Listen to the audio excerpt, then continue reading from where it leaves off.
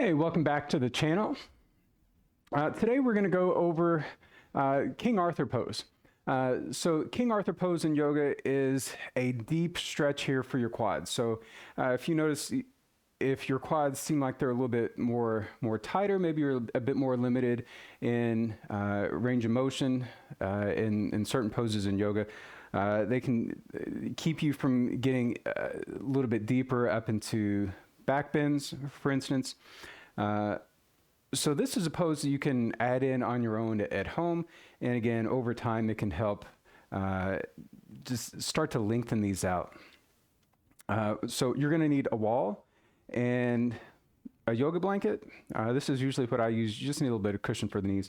If you don't have that, you can just double up your yoga mat or something like that. And if you don't have access to a wall, maybe you're doing this in a gym on the phone. If they have one of those big exercise balls close by, you can do the same thing with that. So you want to take your blanket and go ahead and put it all the way up against the wall.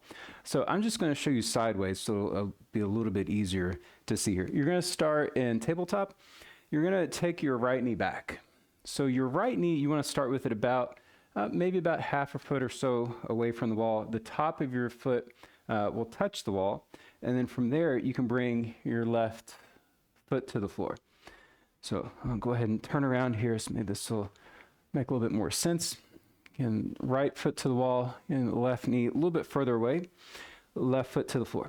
So if you're already feeling a deep stretch here in your quad, just with getting this left foot to the floor, then this is where you need to work. You might have to stay a little bit lower. One way you can control it, again, if you need to lessen it, take your knee a little bit further away from the wall. If you want to deepen it, you have a couple options. You can take your knee closer to the wall, or you can just start to let the hips drag a little bit further forward. So this is probably where I would start. Just let the hips drag further forward.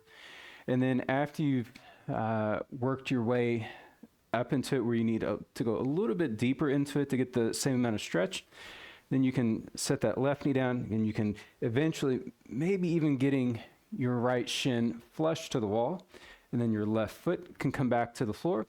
Again, you can do the same thing. You can take your hands further forward. Again, that's one way to deepen it. Or you can begin to work your way up a bit more upright.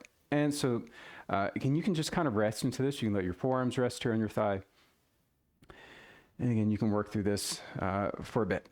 Your last option, if you need to go a little bit further to get some more stretch out of it, is you want to take your foot and just slide it a little bit further to the outside of the hip. So maybe you get your butt against the wall, then you can work on bringing your shoulders against the wall, and then you can start to lift the arms overhead. So again, those are a couple different ways that you can work through this King Arthur stretch.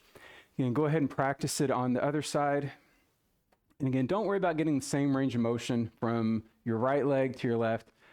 Chances are both sides are going to be a little bit different. So go ahead and give that a shot. See if it makes your practice a little bit better. Good. See you next time. Hey, I hope you enjoyed that class. Don't forget to hit that like button and subscribe to get a new short form class every week. And if you like what you see and you want to support me, go become a member at theyogamat.com. You'll get unlimited live virtual classes every week and access to our on-demand library with over 500 classes in it. Have a great day. Namaste.